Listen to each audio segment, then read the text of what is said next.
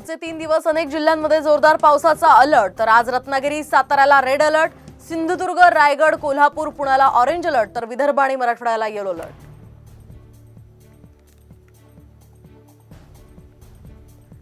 पश्चिम घाट माथ्यावरील पावसाने उजनी धरणाच्या पाणीसाठ्यात लक्षणीय वाढ, तर धरणात 51.71 टीएमसी पाणीसाठा।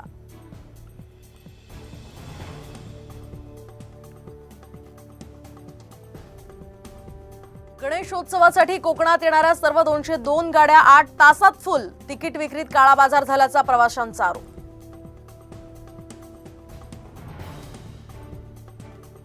मराठी भाषेला अभिजात भाषेचा दर्जा देण्याची खासदार वर्षा गायकवाड यांची लोकसभेत मागणी, रंगनाथ पठारे समितीच्या अहवालाला आता मान्यता देण्याची मागणी।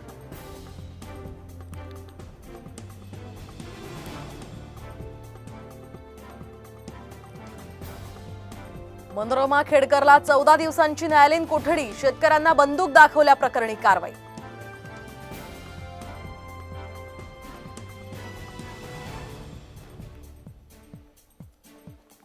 विरारच्या मनवेलपाडा जिल्हा परिषद शाळेमध्ये शिक्षकांची मनमानी, शाळेच्या प्रांगणात पावसाचं पाणी साचलं, विद्यार्थ्यांना झाडून पाणी काढायला लावल्यानं पालकांचा संताप।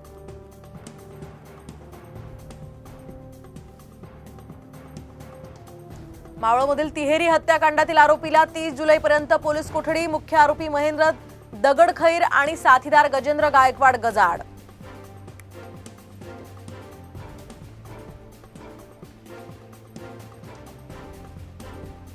कावड यात्रेप्रकरणी दुकानांवर मालकाचं नाव टाकण्याच्या उत्तर प्रदेश सरकारच्या निर्णयाला सुप्रीम कोर्टाची तात्पुरती स्थगिती, मुख्यमंत्री योगी आदित्यनाथांच्या निर्णयाला ब्रेक।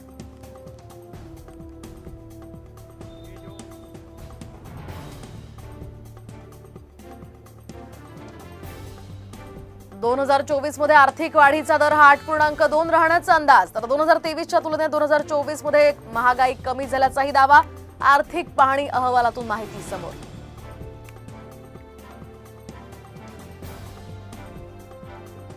बिहारला विशेष राज्याचा दर्जा देण्यास केंद्र सरकारचा नकार, केंद्र सरकारचं संसदेत लेखी उत्तर सादर।